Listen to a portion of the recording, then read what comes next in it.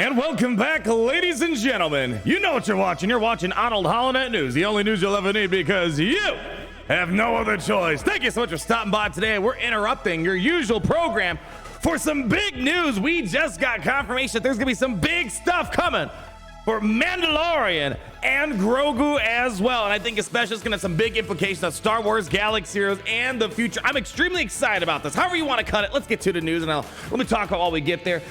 However you want to cut it, when you look at all the Star Wars live action that's happened, over the course of the past couple years through Disney Plus and whatnot, in my personal opinion, when I rank all the live action stuff, Mando Season 1 comes top 3. Mando Season 2, Andor, I think would be number 3, then Ahsoka, then Mando Season 3, and then Book of Boba Fett Kenobi is kind of in a battle for those last few spots there.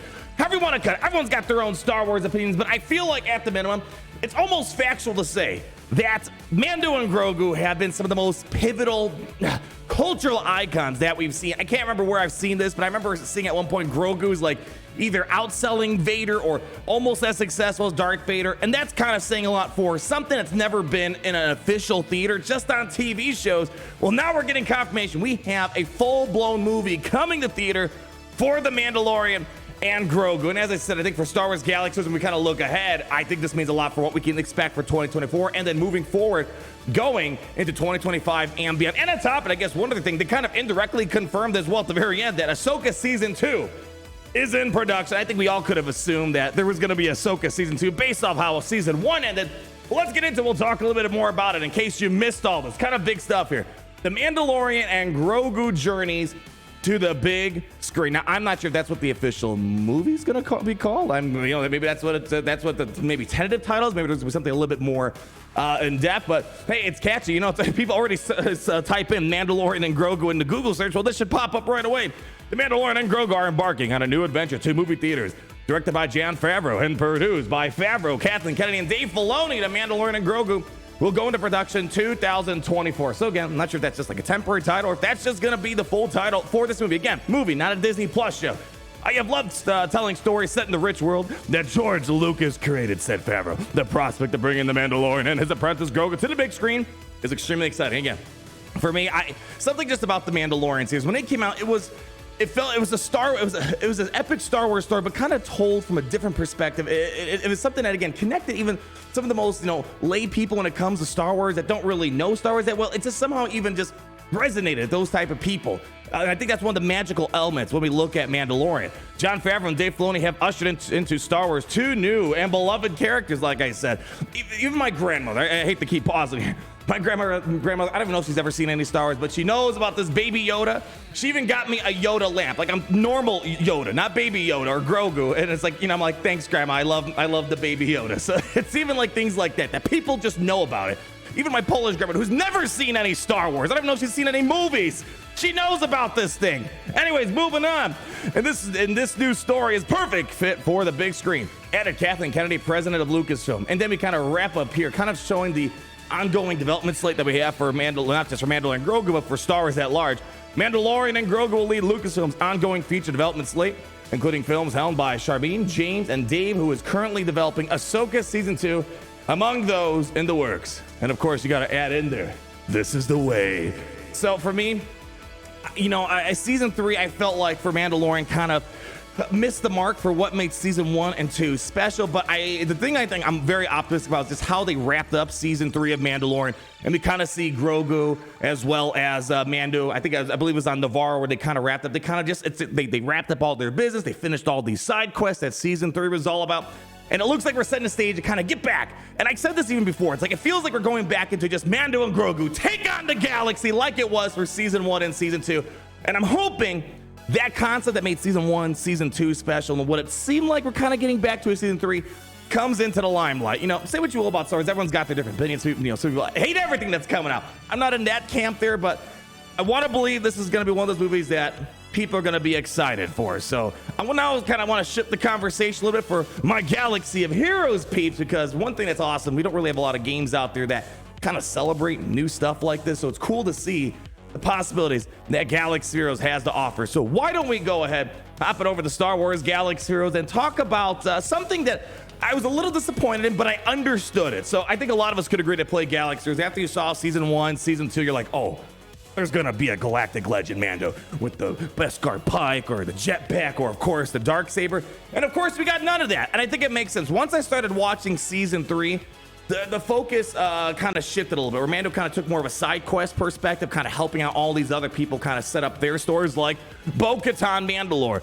And now Bo-Katan Mandalore, she's all set, all is hunky-dory. The Mandalorians live happily ever after, and so we believe that at the end of season 3, although I'm telling you, there's no way. I have a hard time. I have a hard time accepting that someone's gone for good. It's really hard. It's just like, I want to believe it, but it's like, you know, like we all know, I'm okay. At least I think Cad Bane's not gone. You know, I almost feel promising the fact that I don't think Dark Trooper Moff Gideon's gone. And maybe it was just a Gideon clone that was killed off, or maybe he survived somehow. So, you know, there could be a chance that Gideon comes out to be the big baddie again with the Mandalorian Grogu. I would need to see how they would do it. I would hope it's not just, you know, oh, somehow Gideon returned, you know, again inside the Mandalorian series. But overall, if we are getting a Mandalorian dedicated movie, that's got to be kind of a big deal, right? You know, if the movies are truly going to focus on Mandalorian Grogu, I feel like if you felt like, you know, maybe we missed out on the opportunity and it's like, oh man, I guess there's nothing moving forward. I feel more confident now more than ever that we will see some sort of Mando come to a higher standard. Like, that's something I've always wanted this game. Like, I want to see a Mandalorian be like, oh, I'm scared of him. We haven't really had that moment, but the good news is we have gotten things like IG-12 and Grogu. This is really the first official playable Grogu. I guess Lego Star Wars had a Grogu that you could have played as well, if I recall correctly. So nonetheless, who knows? Maybe we'll finally get our own standalone Grogu when it comes to Star Wars Galaxy of Heroes as well. Again, we need to wait and see. I think we need to wait for Grogu to maybe take on some more force powers, kind of get some more training, whether it's in Mandalorian combat, Jedi combat, whatever the case might be. But let's talk about the other thing. We have Ahsoka Tano season 2. Now, for me, as I kind of give you my quick off the top, you know, ranking, I put Ahsoka probably right around under Andor. I don't know if it feels like it's a hot take to say I enjoyed Andor a lot. But when I talk to people, you know, who knows, maybe I'm talking in an echo chamber, people are like, no, but Andor was really good. Don't get it twisted. You know, I enjoyed Ahsoka for the most part. I think there was a couple things, you know, I would have done differently, but who wouldn't? Everyone's got their own opinion when it comes to that matter. So the question now comes to Ahsoka season 1, as well as Ahsoka soon to be season 2, which again, we saw coming. Now, the other day I talked about several things I would love to see come to Galaxy. I feel fairly confident in a few things. We talked about Baylan Skull, Shin Hai-Ti, I always keep messing up her name. Those are some of the more interesting characters I feel like Star Wars has brought out in some of the recent live action shows. And again, it's unfortunate that we lost, you know, we have Baylan, but we lost Rey. So again, that comes to a whole other conversation. How are they even going to recast it? It's just such a horrible predicament to be in. So I expect Baylan, I expect Shin to come to the game. It's hard to say, will we get a new Ahsoka? Because they kind of updated the look of the Ahsoka in Galaxy to kind of match what we see in Mandalorian, which is more or less the Ahsoka version as well. So I'm not sure if we're going to see another Ahsoka Tano. You can maybe make an Ahsoka Tano with, like, you know, the Gandalf, the white cloak that she was wearing inside of Ahsoka as well, I guess as well. Listen, we already have several Ahsokas. Just add another one. Why not? We already have Ahsoka Tano. We have Commander Tano. We got Ahsoka Tano Fulcrum. Add just another Ahsoka Tano. Ahsoka Tano, you know, the white or something like that. So I'm really curious to see how we move forward here with the Ahsoka series in general for Star Wars or even Galaxy of Heroes. I feel confident this year we're going to get something related to Ahsoka, since, you know, usually it's about a year into a show. Capital Games, they're like, all right, what's successful with, you know, Star Wars? Oh, okay, let's do some stuff with that. I really want to believe we're going to get something related to Thrawn as well. I've speculated, you know, maybe like another Imperial Remnant-like team. I don't know if Thrawn would get a Galactic Legend status. Maybe it just depends where his story pans out. At the end of the day, I mean, really, what's the difference between Thrawn here and Thrawn in Ahsoka? He's just a little bit older and maybe a little bit more ticked off that he got sent to a whole other galaxy. It would be really cool as well if we try to kind of bake in some of the Night Trooper, the Knights and stuff. I think it would be really awesome to make Thrawn lead work with some Night Sisters. Again, we can let our speculations go wild, but at the end of the day, however you're feeling about it, I don't know. We'll have to wait and see, like, do it before and after, you know, how I'm feeling now, how I'm feeling once the show, or the movie, I should say, comes out. But I am extremely optimistic for the Mandalorian and Grogu. I just don't know if that's the official. The Mandalorian Grogu. It's just weird to say because he's Mandalorian Grogu. So I'm excited for the Mandalorian Grogu's movie called The Mandalorian and Grogu. Anyway, anyways, I'm passing the ball over to you guys. Number one, I want to make sure you guys know about all the exciting stuff that Star Wars has to offer. I think this is going to be one that's, I think even some of the more, again, lay people that aren't really involved with Star Wars, this is going to be one of those that kind of resonates with those people.